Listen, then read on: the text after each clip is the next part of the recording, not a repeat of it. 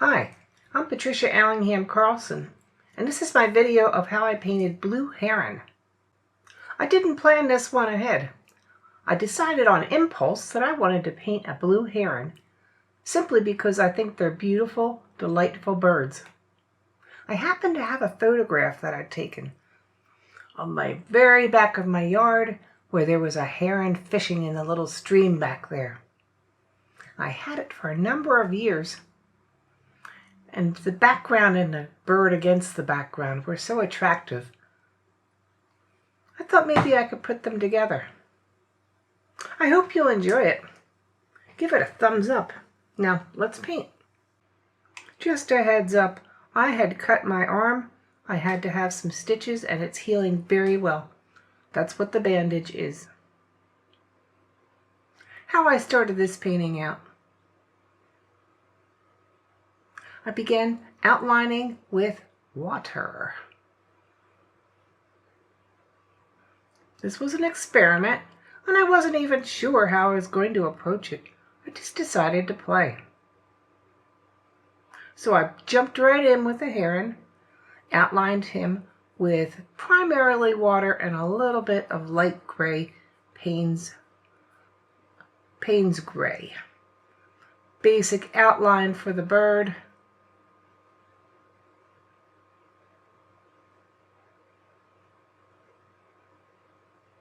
I wet some areas in, and while they were wet, I loaded in some paint and started to let it spread around on the wet bird.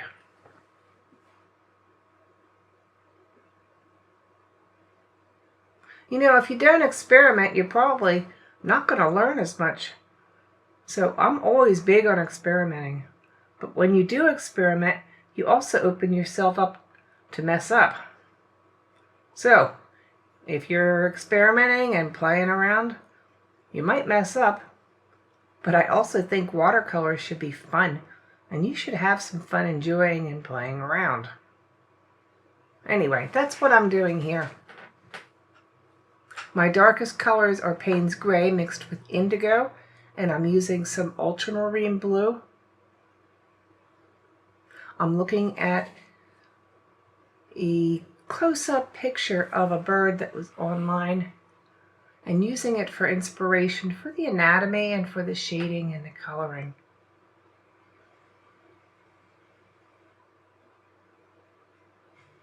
I'm loosely painting in the colors that I see and having some fun with blues.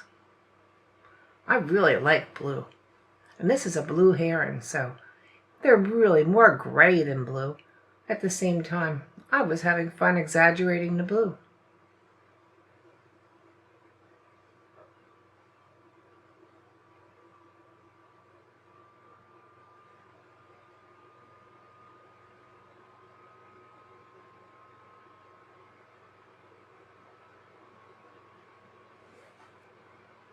Painting in some suggestions of feathers, some suggestions of where the wing is, and some highlights, leaving those highlighted areas a little bit lighter, or white in some cases.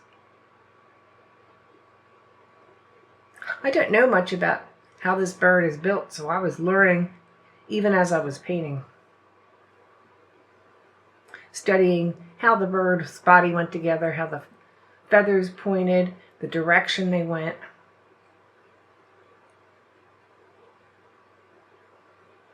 And going for a combination between soft, feathery feeling and harder edge feathers that would do some more definition. Looking closely at the beak of this bird, I could see it wasn't all just yellow and it wasn't all just orange. It was different colors. So I'm putting the different colors down, letting them flow, and figuring I'll work out the structure later if I want to add it. I'm still not sure exactly how I'm going to approach this bird except as a study and just to explore how he's built. And that's where I'm at this point in painting the bird.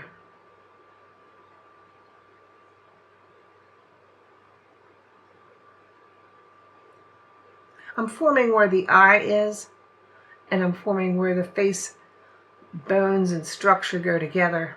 I'm taking a lot of time on the head because I don't want to mess it up.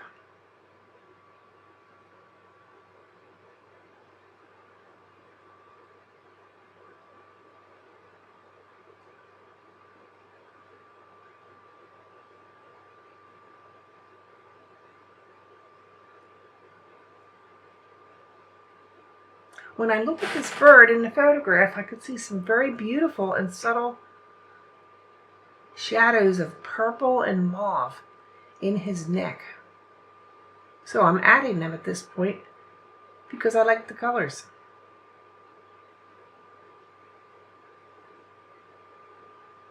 I mix mauve primarily using burnt sienna and some different shade of purple or violet. Vermilion's nice to use with a violet as well. But anything with an orangey tone in it will give you some shade of mauve when mixed with a purple.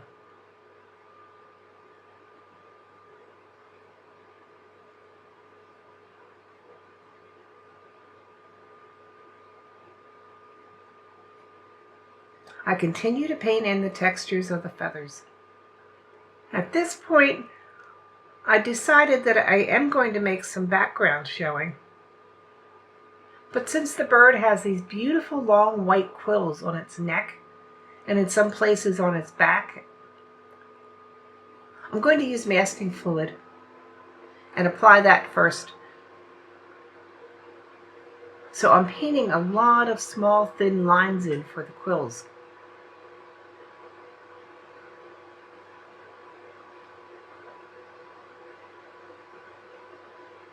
Prior to doing that masking work, I started adding some light colors and some light water washes and just putting on some Quin magenta and some Quin violet, a little bit of cobalt blue to suggest the azalea that was growing and showing itself so pretty in my photograph I took.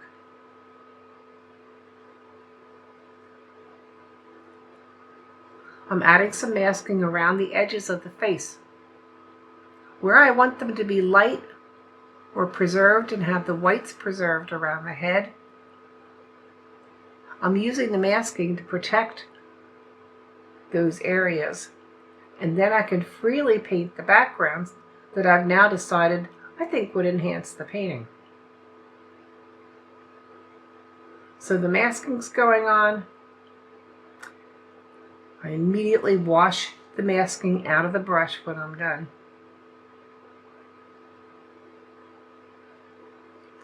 Then I begin to focus on the background.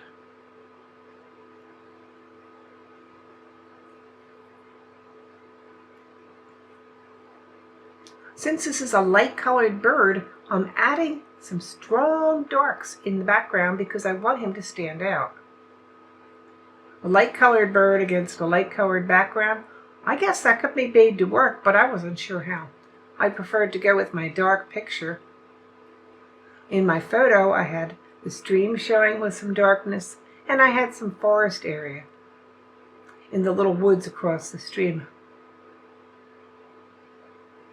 I've mainly wet down the paper, and now I'm just applying some color all around the bird.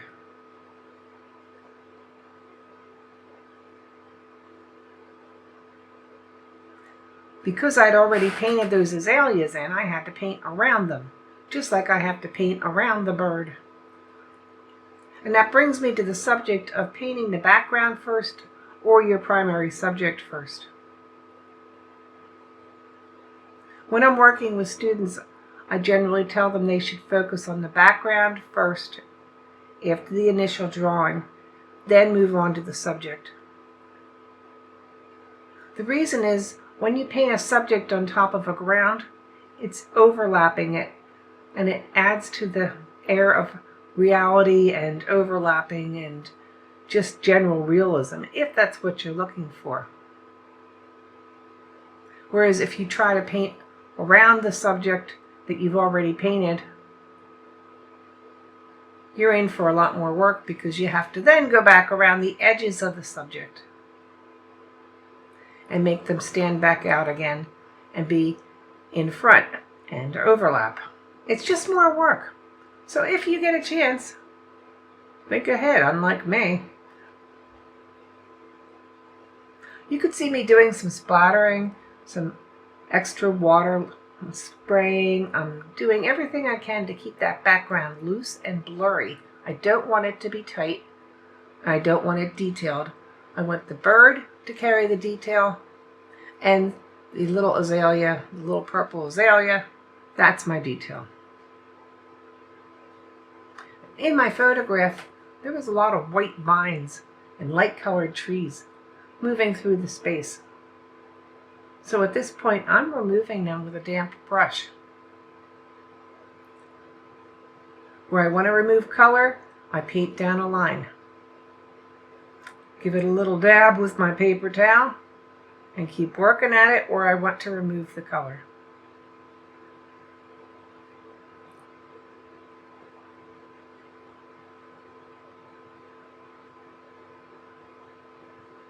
These vines and these little pale tree trunks add some structure to the background, even though it's not very detailed.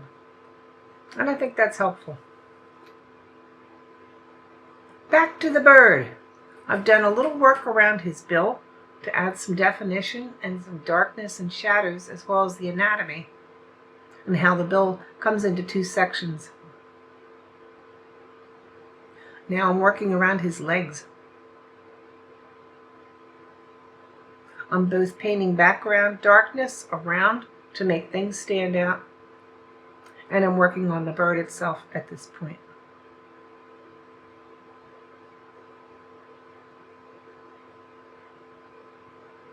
Looking at the bird's wing and how it's folded against the body, where the darkness of it is striking.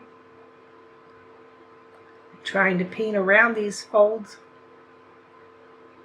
and add the little subtle feather colors that I never even knew were there on this bird's wing.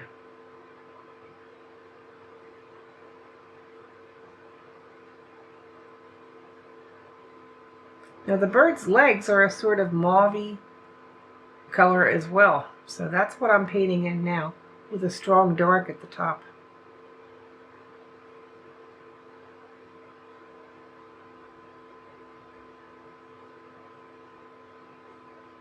Forming those quill wings, those little white feathers that overlap the wing top, the area I'm painting now. And you can see where I've removed the masking to show the quill feathers that are hanging down below the neck as well.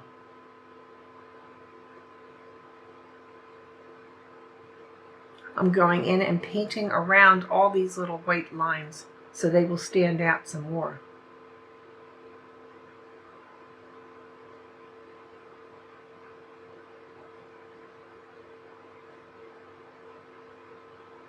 Approaching this bird with some degree of realism is taking a lot more patience than I thought I was in for. But I am enjoying it, so I think my patience develops the longer I work on a subject that's of interest. And this little heron has become very interesting. You can see how I'm developing around the quills, around all these white long feathers on the lower neck area and chest. And I'm just taking my time and painting between them and around them to make them stand out as white lines. And now it's time to erase the rest of the masking around the bird's head and neck. These were preserving my white edges, which I can then paint in or keep white. But at least I have an option because I masked them.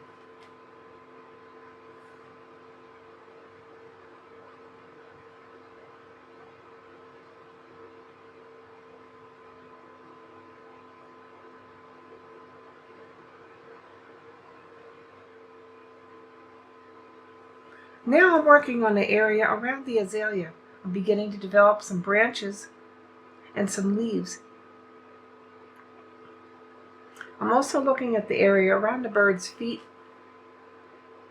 and his neck quills that hang down, and trying to make them stand out a little bit more by painting some darks around them.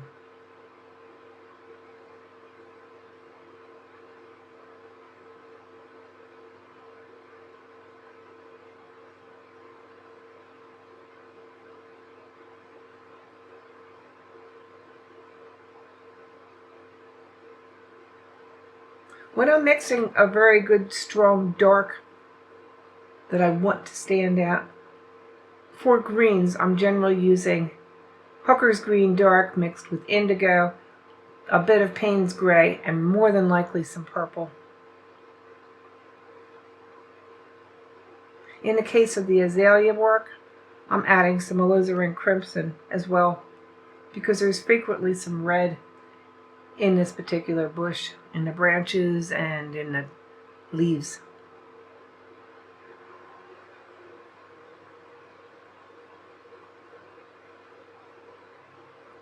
Back to the background, I am painting around some of the trees and vines to make them stand out more.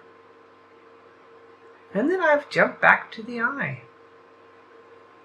I'm going to paint the bird's eye in a pale yellow color. And then I'll take some yellow ochre and paint a darker area around the outside edge, particularly where the top lid would create a shadow.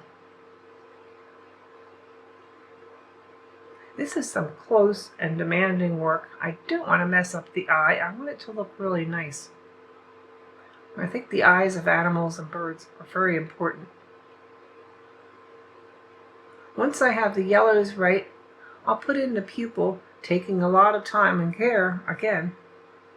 I'll leave a white shine on the eye itself for showing how the eye is moist. And then the entire eye will get a very thin layer of dark eyeliner around it, which I've often seen around the eyes of wildlife and makes them really stand out.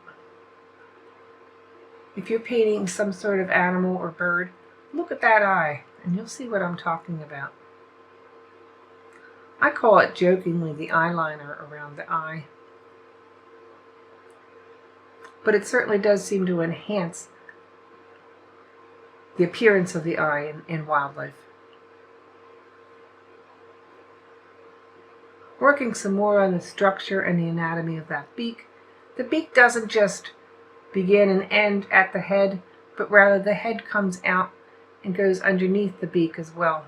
It's all attached to the hinged jaw, so you could see the white under the beak showing.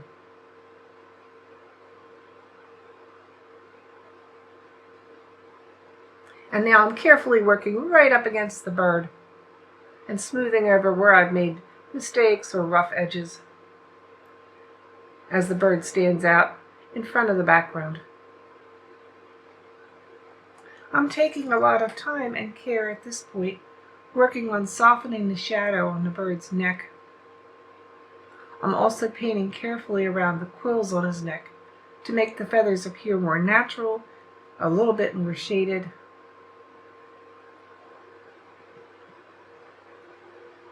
And I'm actually shading some of the quills that appear to go backward behind the brighter ones with a light gray wash. Funny, I started so loose and now I'm getting so tight. But it seemed to be what the bird wanted me to do. And I'm going with the flow. I decided to darken the foreground of the painting because I wanted the bird and his white feathers to stand out a little more. So I'm painting between the blades of the grasses and the flower leaves with a much stronger dark and pulling down those quills, feathers, a little bit lower too.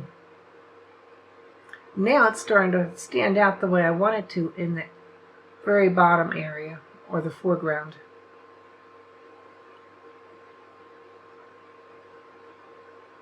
Painting between quills and blades takes some patience, but I'm working away at it.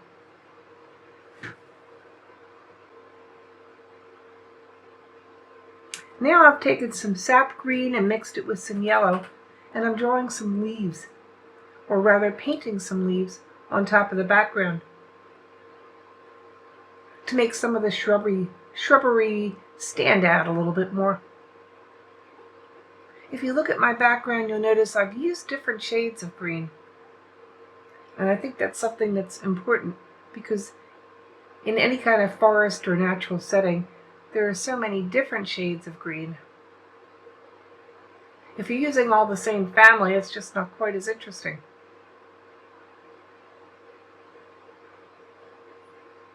So you'll see dark hooker greens, you'll see viridian greens, you'll see sap greens, yellow greens, blue greens. And then I've taken the liberty of throwing some purples in there for shadows or for suggestions of flowery forms. I'm darkening heavily around the bird's body, neck, and face so it will stand out ever more against the background.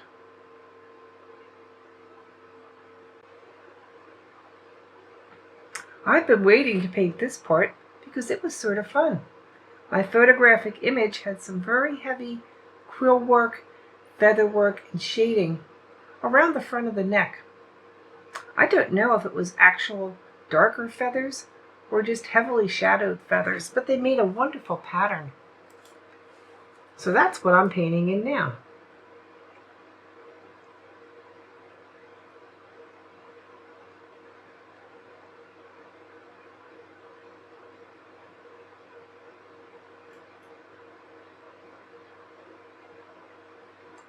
I'm paying close attention to the direction of these little feathers or shadows.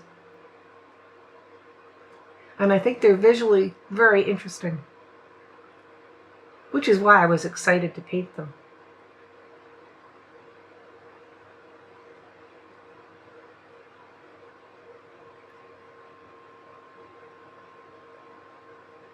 I'm continuing to work with all those little thin quills and how they go together with the wing and the lower area of the neck and chest.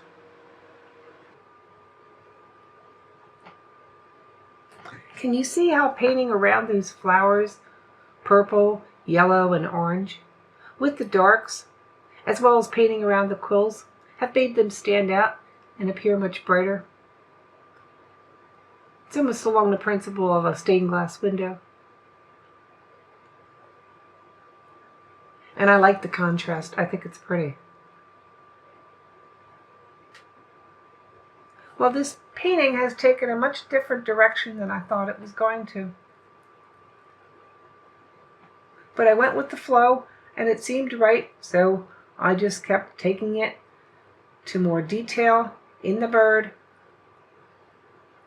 medium detail in the foreground, and a much blurrier appearance in the background, but with some variation of color and dark and light.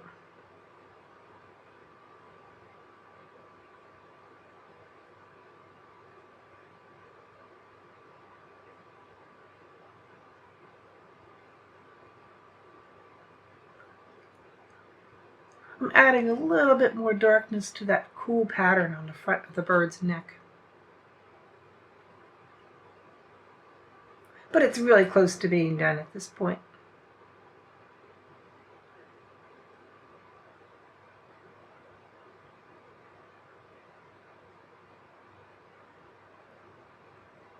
Saving for last another fun part, and that is the beautiful crest that this bird has coming down from his back of his head. It's very dark feathers. And when I look at other images of blue herons, they all look a little different in how they're carrying their crest. Maybe the bird carries it in a certain way to show its feelings or its emotions. Maybe it's raised when there's an alarm, or maybe it's relaxed and hanging down when the bird is quietly feeding or hoping to feed. These birds will stand for hours motionless, waiting for a little fish or a little frog to swim by underneath. Then they move fast.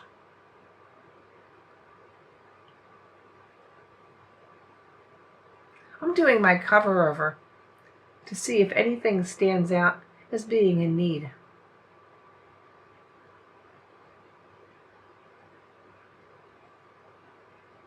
That's my test to see if it's done or not. I think this one's just about done.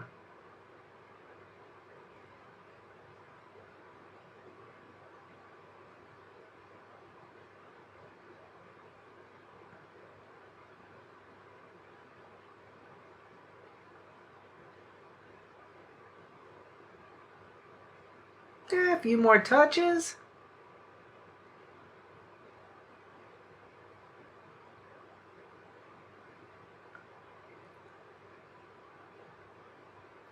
And my signing pen's out, and I found a place to sign, so it's done.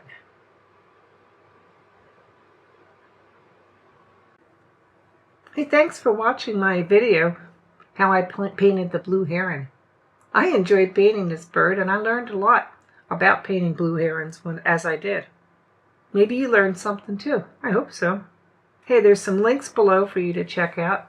There's a thumbs up I'd love to see you give me, and ring the bell and subscribe so you don't miss any future videos. Check out the links if you want to see some of the products I use or products I create, or some of the ways I write about art. Your comments, your questions are always welcome. I'll see you next painting.